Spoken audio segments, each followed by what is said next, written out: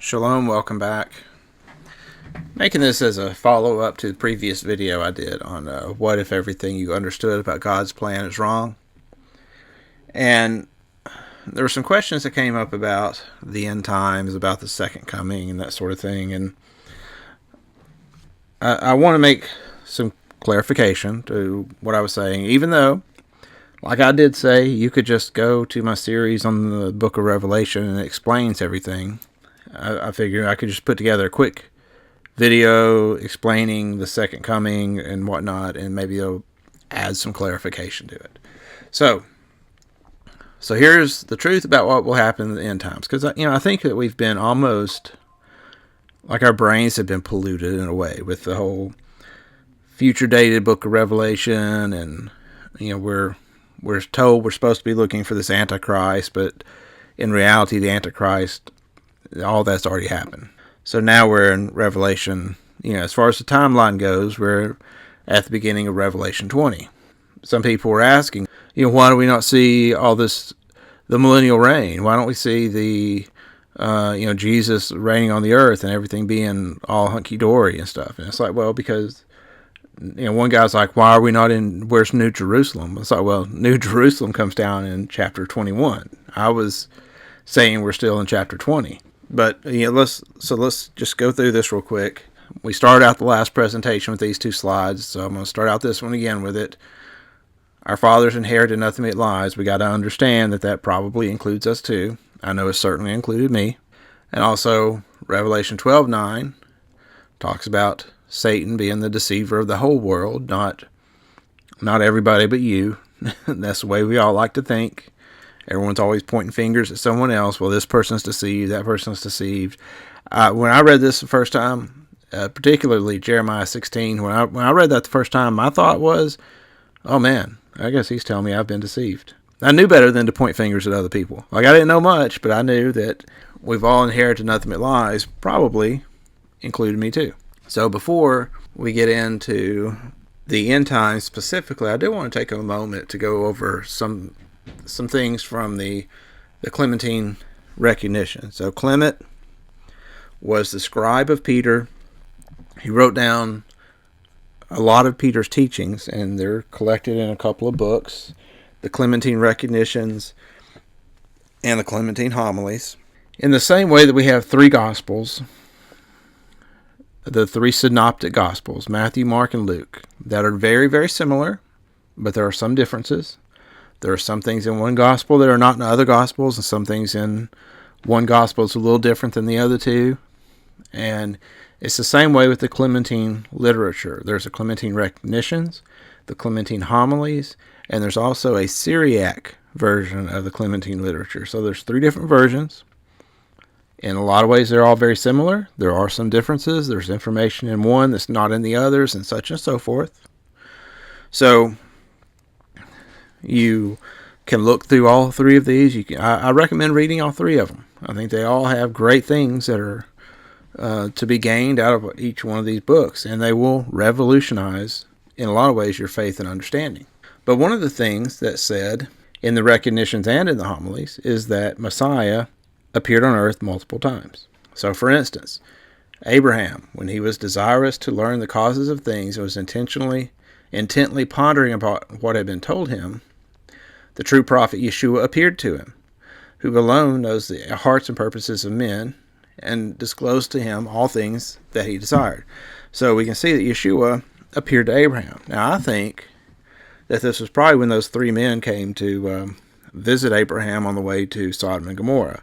And one of those who bore the name of Yahweh stayed behind and talked to Abraham. I think that was probably Yeshua. Peter says that these, speaking about the family of family of Jacob, when they went down to Egypt. These, when famine befell, came into Egypt with all their family, and in the course of 400 years, being multiplied by the blessings and promises of Yahweh, they were afflicted by the Egyptians, and when they were afflicted, Yeshua appeared to Moses, struck the Egyptians with 10 plagues. And when they refused to let the Hebrew people depart from them and return to their native land, he brought the people of Yahweh out of Egypt. So, Yeshua was directly involved in the Exodus too. So the point is, Yeshua has been here before. When he appeared on the scene in the first century, there's no reason to assume that's the only time he's been here, because Peter says he's been here before. In fact, there's this doctrine held by the Ebionites, who were the Jerusalem assembly. This doctrine is called the Primal Adam doctrine. Essentially, they believe that Yeshua was the reincarnation of Adam. They believe that he'd actually been to earth many times. When we talk about the first coming, the second coming, that sort of thing, it's a little bit incorrect, I think, in the phraseology, because he's been here before. Peter is plainly saying here that Yeshua had appeared to people in the past. Here's another reference to it. Clement is asking Peter a question, and then Peter says, "You compel me, O Clement, to touch upon things that are unspeakable. But so far as it is allowed to declare them, I will not shrink from doing so. Know then that Messiah, who was from the beginning and always was ever present with the obedient, those secretly, through all their generations, especially with those who waited for him, to whom he frequently appeared." The main point of this that I'm trying to show you is obviously that Yeshua appeared multiple times. The other thing is what Keith is saying, that there's some things that obviously Peter and the apostles were told that Yeshua doesn't want them sharing. Clement, you're asking me to touch upon things that are unspeakable. So I don't know what those things are, but the point is, obviously, there's some things that we don't need to know at this point. And I've mentioned before that sometimes prophecy is hard to understand, and you don't really understand it till after it's fulfilled. So by all means, that just because I'm telling you what I foresee happening in the prophetic area, doesn't mean that I'm saying that this is absolutely what's going to happen. I'm not like those guys who are selling prophecy charts who will tell you it's absolutely going to happen. Like that guy who wrote that book, 88 Reasons that Yeshua or Jesus was going to return in 1988. He'll tell you Jesus is absolutely coming back in 1988 because he knew. I'm not telling you I know. I'm not writing a book saying that Yeshua is absolutely going to return in 2033 or something like that. I'm just saying I can read what's written, and this is what I think it's saying. Now, with regards to the book of Revelation, the stuff that's already happened, I made a whole series of videos showing you how it's already happened. So once prophecy is fulfilled, then it's pretty easy to go back and say, oh, okay, well, that's what he meant here. When the apostles are in the temple, or at the temple debating with the priests, this part of the Clementine recognitions that's referred to as the ascents of James. And so James is there teaching the priests about Yeshua. And it says, when James had discussed most fully concerning Torah and had by most clear exposition brought into light whatever things are in it concerning Messiah, he showed by most abundant proofs that Yeshua is the Messiah, and that in him are fulfilled all the prophecies that related to his humble coming. For he showed that 2 comings of him are foretold, one in humiliation, which he has accomplished, the other in glory, which is hoped for to be accomplished when he will come to give the kingdom to those who believe in him and observe all things that he has commanded. We can see that even in the Clementine recognitions, they're using this terminology or this idea of the first and second coming, right? But Peter was saying that those first appearances were like private appearances to the patriarchs or to, like Abraham or to Moses or whatnot. And obviously there was more appearances. But the first and second coming, from what I can tell, is more about this public exposure that he gets, that he's appearing to many, many people. Now, there's one time in history where Yeshua says, "Don't believe anyone who says that they see me." And it is the time in between these 2 comings. So from the time that he is ascended into heaven at the beginning of the book of Acts until he comes in glory, he comes in the clouds of heaven, but in between that time he's not appearing to anybody. And that's the exact time that Paul claims that that Yeshua appeared to him. That's one of the reasons that I don't accept Paul. There's 6 more. I made a video, 7 warnings that Jesus gave about Paul. You can watch that video and you can see exactly why I don't believe it. And you can, and before you write me a comment saying that I'm going to be judged harshly for that, keep in mind that Jesus is the one that gave the warnings about it. So if I'm going to be standing before Yahweh being judged, I'm pretty sure that Yeshua will be right there with me being judged for giving the warning. That's how insane that argument is.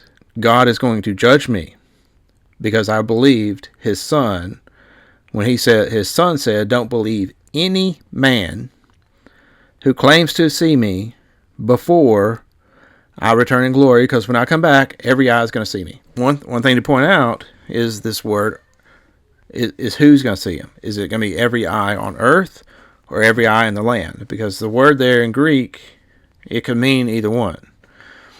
And quite often in the Tanakh, haaretz, which means the land, is used to refer to the land of Israel.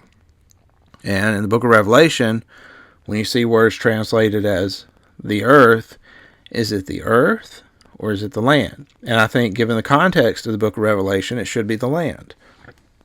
Because the fulfillment of the book of Revelation occurred in the land of Israel and the land of Palestine and the promised land, whatever you want to call it. That's where it occurred.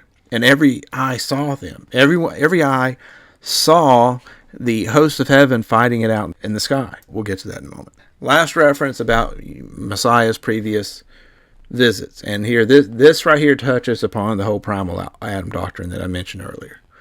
Homilies 3, chapter 20. But give heed to my first discourse of the truth, that if anyone do not allow that the man fashioned by the hands of God, that's Adam, to have had the Holy Spirit of Christ, how is he not guilty of the greatest impiety in allowing another born of an impure stock to have it? But he would act most piously if he should not allow another to have it, but should say that he alone has it, who was changed his forms and his names from the beginning of the world, and so reappeared again and again in the world until the coming upon his own times. Okay, so here again, repeated appearances of Messiah. And being anointed with mercy for the works of God, he shall enjoy rest forever. Now, this is something interesting. Is he saying that after Yeshua's second coming, he will be enjoying rest forever? He goes on to say his honor it is to bear rule and lordship over all things in air, earth, and waters. But in addition to these, himself having made man, he had breath, the indescribable garment of the soul, that he might be able to be immortal. After his second appearance, when he comes in glory, it sounds like from that point forward, Yeshua is going to be in this state of rest, sitting upon the throne, is what I take this to mean, based upon the rest of the paragraph, that he's going to be reigning, ruling from the throne from that point forward. I'm not saying that I'm dogmatic about it. I'm just saying that that's what I think this verse is saying. But all this stuff that I'm sharing with you, this is the information that goes into what I use to formulate what I see happening in the end times. And again, at this point, it's one thing to tell you what happened previously in the book of Revelation. Stuff's already fulfilled. But when it comes to looking at the future stuff, that's where it gets a little hazy, because the book of Revelation is very symbolic. Prophecy is very symbolic. And that's part of what you need to understand. Like an apocalypse, like the book of Revelation, it's not really a book of prophecy. It's a book to explain the fulfillment of prophecy. And there's a prophetic language. And we talk about this in the series on the book of Revelation. There's a prophetic language. There are repeated symbolic terms that are being used to represent things in prophecy. Like in prophecy, the sun, like the sun in the sky, it doesn't represent the literal sun. It represents a king. It could even represent like the father of a household. It's the person in charge. The moon can either represent the queen, or it could represent the actual people of the king, who are, in a way, they're kind of like the bride of the king. The stars in prophecy represent the tribes of Israel, typically. But there's, in prophecy, these different terms have a specific meaning. They don't mean what the literal meaning of the term. So this is a basic breakdown of how I see things at the end of Revelation. Jesus coming on the clouds of heaven, that's already occurred. And I'm going to show you where it's already occurred. So bear with me for a moment. After that, Satan is bound. That happened. During the binding time of Satan, there are the saints reigning with Christ for 1,000 years. But this is literally carried out in heaven from what I can see. But on the earth, you also see the same thing. But when it says reigning with Christ, it doesn't mean that Christ is physically present on earth. It would be like, do you rule your household with Christ? Well, I would hope so. If you're a Christian, you should conduct your life with Christ. So Christ is with the saints in heaven, ruling and reigning, but the earth is a reflection of what's going on in heaven. And so during this time, this is when there were these Christian kingdoms, particularly in Europe and even in Russia. There were Christian monarchs. If you read some of these historical books about the medieval times in Europe, they say that you would be hard pressed to find someone in Europe who was not Christian. Now, it doesn't mean that they had all their theology right, but I can tell you from reading some of these writings and some of the quotes of kings and princes from 1,000 years ago, they did not hold Paul in the same way we hold Paul. In fact, they don't even really mention him much at all. It's usually anything they have to say is about Yeshua. They are very much Jesus-centric. In fact, that's the way the church was up until just the last 100 years or so. Paul was in there, but they didn't base everything they believe off what Paul said. Paul was a secondary to Jesus. Reigning with Christ for 1,000 years does not mean, like what those prophecy teachers teach you, that Christ is going to be physically present here on earth. The kings were reigning with Christ. They were reigning under the inspiration of Christ, or with the understanding that Christ was a true king. Then Satan is released, which I believe that's where we are. Satan has been released. That's why the world is in the state that it's in. I think he was probably released in the 17 or 1800s. I don't know when exactly. I don't believe that 1,000-year reign was exactly 1,000-year being bound was exactly 1,000 years. It might have been 1,100 years. It might have been 1,300 years. I'm not exactly sure, but I'm not of the opinion that we're expected to understand that when it was 1,000 years and one day that Satan was released. I think that the 1,000 years, again, is symbolic. It just means a very long time. So I'm not opposed to the idea that it was 17 or 1,800 years before he was released. I know some of you probably have a problem with that. But he also says he owns the cattle on 1,000 hills. So it doesn't mean that hill number 1,001, God's going to be like, oh, that's not mine. That's not my cattle. The cattle on 1,000 hills is meant to be symbolic. It's just a big number. It's a whole bunch. It's like saying he owns all the cattle. So that's where we are. And now because Satan is released, he's deceiving the world in Revelation 20:7-9. And then at some point in the future, the devil, the beast, and the false prophet are thrown in the lake of fire. There's a great white throne judgment. New heaven and earth, or New Jerusalem, come down from heaven. And then Yeshua is on the throne when New Jerusalem comes down. So the way I read it in Revelation 21:5-6 is that Yeshua and New Jerusalem is coming down from heaven. Now, I'm still not necessarily stuck on this idea that we're going to see a literal city coming down from heaven. I really don't think that's the way it's going to be. I think it's going to be symbolic, just like the rest of the book of Revelation. The throne of heaven is going to be established on earth, and that we're going to have an actual kingdom set up, ruled by David the Prince, whether that is Yeshua or whether it is some other person. Again, Yeshua seems to indicate that it's not him. Like, he denies that he's the son of David, as in, doesn't mean he's not descended from David. He just says, if the Messiah is the son of David, then why does David call him Lord? So I like when I read that, I think that Yeshua is saying that this, son of David, this David the Prince, who comes out and brings all the children of Israel back to the promised land, I think it's going to be another person like Moses, not Yeshua himself. But we'll wait and see. I'm not dogmatic about that. It may be Yeshua. I'm just saying, I think we should at least be open-minded to consider that maybe it's not. Because if we see prophecy being fulfilled, we don't want to misunderstand what's going on. Basically, that's what I'm saying. That maybe this could be fulfilled in ways we don't expect. That's all I'm saying. So right now, for the next few slides, I want to concentrate and focus on this Yeshua coming on the clouds of heaven, because this is kind of the sticking point that a couple of people had. And I believe that Yeshua already came on the clouds of heaven. And this phrase, coming on the clouds of heaven, has a specific meaning in prophecy. Everything that he told us to look for with him coming on the clouds of heaven was seen. Okay, so Matthew 24:30, this is where Yeshua mentions coming on the clouds of heaven. Then will appear in heaven the sign of the Son of Man. So keep that in mind, the sign of the Son of Man. Then all the tribes of the earth will mourn, or all the tribes of the land, speaking about the land of Israel, will mourn. And they will see the Son of Man coming on the clouds of heaven with power and great glory. And he will send out his angels with a loud trumpet call. They will gather his elect from the four corners, or the four winds, from one end of heaven to the other. Also, Yeshua says this to the high priest in Matthew 26.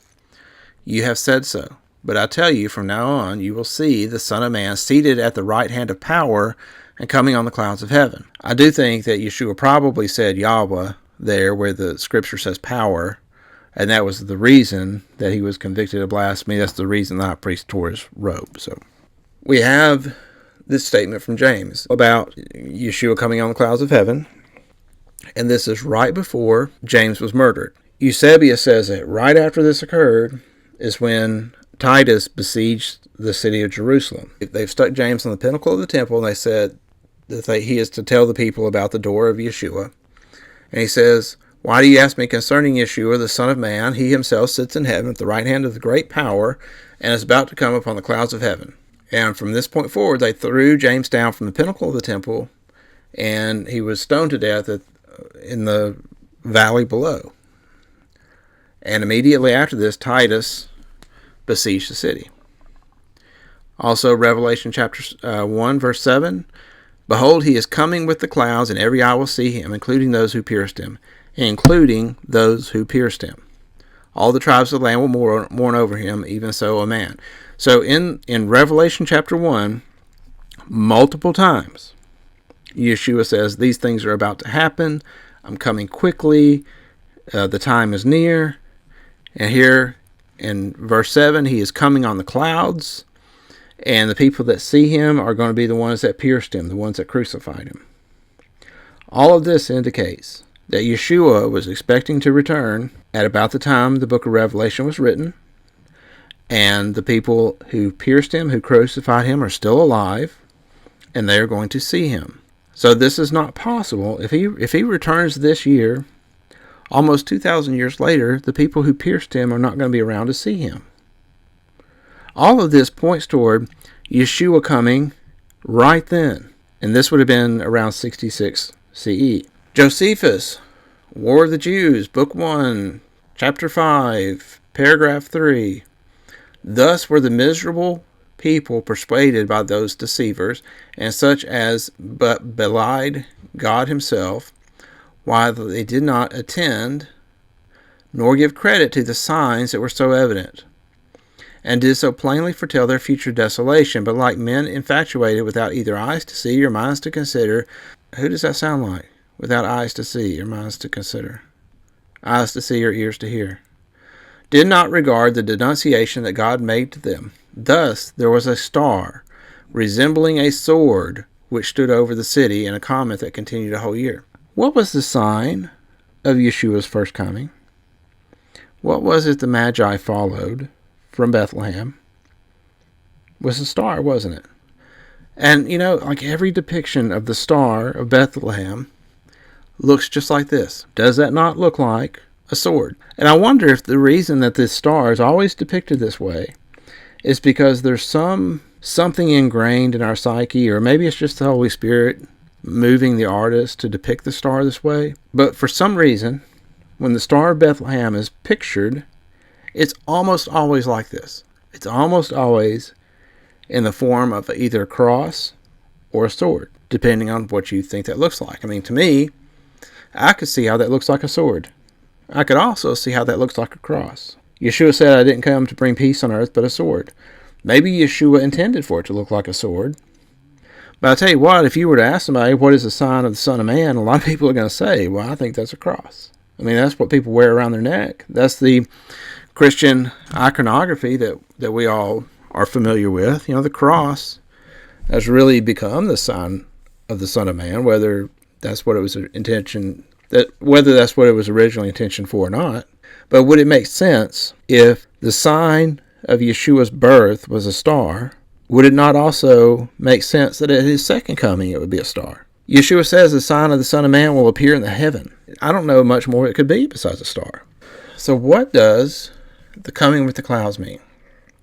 It is used multiple times throughout Scripture in prophecy. And it's always about Yahweh's bringing an army to destroy a city. Always. It's always destruction in the form of war coming upon a city. Isaiah 19:1, the burden of Egypt. Behold, Yahweh rides on a swift cloud and comes to Egypt.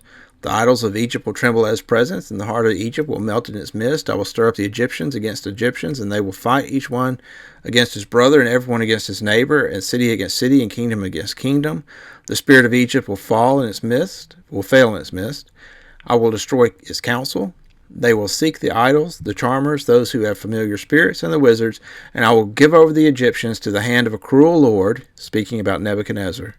A fierce king will rule over them, says Yahweh. The symbology here, Yahweh's coming in the clouds, and it's going to be war and destruction. Jeremiah 4:11. At that time shall it be said to this people and to Jerusalem, a hot wind from the bare heights of the wilderness toward the daughter of my people, not to winnow nor to cleanse, a full wind from these shall come for me. Now I will utter judgments against them. Behold, he shall come up as clouds, and his chariot shall be as a whirlwind. His horses are swifter than eagles. Woe to us, for we are ruined. This is incidentally speaking about Nebuchadnezzar too. It's the first destruction of Jerusalem. Son of man, prophesy, say, thus says the Lord Yahweh, wail, alas for the day is near, even the day of Yahweh is near. It shall be a day of clouds, a time of the nations. A sword shall come on Egypt, and anguish shall be in Ethiopia, when the slain shall fall in Egypt, and they shall take away her multitude, and her foundation shall be broken down. Blow the shofar in Zion, and sound an alarm in my holy mountain. Let all the inhabitants of the land tremble, for the day of Yahweh comes, for it is close at hand, a day of darkness and gloom, a day of clouds and thick darkness. As the dawn spreading on the mountains, a great and strong people, there has never been the like, neither will there be any more after them, even to the years of many generations. Talking about an army coming against Jerusalem. So, coming on the clouds of heaven is about Yahweh bringing an army to destroy a city. But there's more, because not only did he bring the physical army of the Romans, and I said before, the book of Revelation is about Yahweh using the Romans to destroy Jerusalem in the same way that a man uses a hammer to drive a nail. You may not drive the nail directly yourself, but you use the hammer as a tool in your hand. The Romans were a tool in the hand of Yahweh, or Yeshua, however you want to look at that. Here's Josephus' war again. Besides these, a few days after that feast, on the 120th day of the month of Artemisis, a certain prodigious and incredible phenomenon occurred, I suppose the account of which would seem to be a fable, were it not related by those that saw it, and were not the events that followed it of so considerable a nature as to deserve such signals. For before sunsetting, chariots and troops of soldiers in their army were seen running about among the clouds in the surrounding cities. So this was right before the destruction of Jerusalem. They could actually see the hosts of heaven battling in the clouds above them. And it's not just Josephus that witnessed this.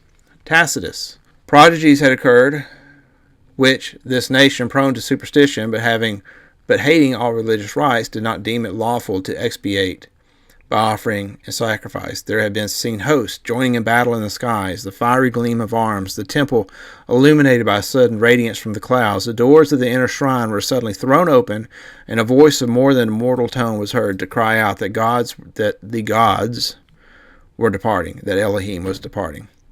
At the same instant there was a mighty stir as of departure. Some men put fearful meaning on these events, but in most there was a formed persuasion that in the ancient record of their priests was contained a prediction of how at this very time the East was to grow powerful and rulers coming from Judea were to acquire a universal empire. So even Tacitus, Roman historian, records, at the destruction of Jerusalem, the hosts of heaven were seen in the sky.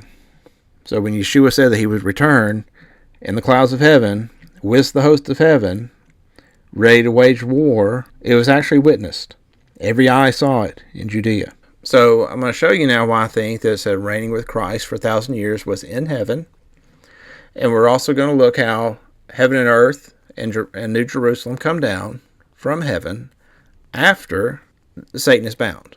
Now, I'll tell you, I do kind of think that the new heaven, new earth, New Jerusalem coming down from heaven is actually the establishment of the restored kingdom by the Son of David. I think I mentioned that earlier.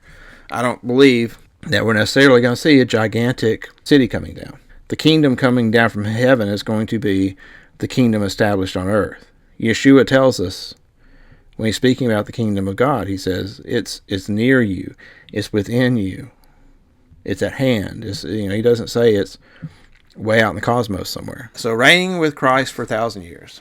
Then I saw thrones, and seated on them were those to whom the authority to judge was commanded. So, John is in the throne room of heaven, and he is in the throne room in a vision from the beginning of the apocalypse. In the context of the rest of the book, these thrones are set up in heaven. One of the early chapters of the book of Revelation, he says that the thrones were set up in the throne room. Next sentence, also I saw the souls of those who had been beheaded for the testimony of Jesus and the word of God, and who had not worshipped the beast or its image, nor received its mark on their foreheads or hands.